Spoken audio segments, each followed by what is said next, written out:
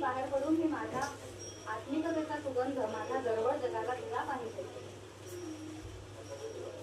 यासाठी चंदन जे स्वतः गंधित असतं आणि संपूर्ण विश्वाला सुगंधित करतं, त्या सुगंधाचं सज्जनतेचं प्रतीक असणारं असं ते चंदन आपण पांडुरंगाला त्याचा टिळा लावतो आहोत.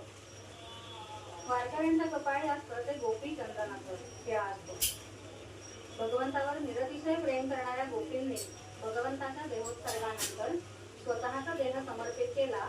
त्यापासून जे बनलं ते गोपीचंदन. त्याचा टिळा वारकरी आपल्या भाळावर लावतात.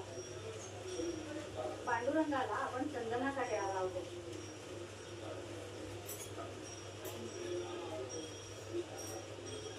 चंदनाच्या टिळ्यानंतर आता त्यावर बुक्क्याचाही तिलक लावला जाणार आहे. चंदनाचा जो टिळा आहे पांडुरंगाच्या कपाळाचा, तो चिन्मय टिळक आहे.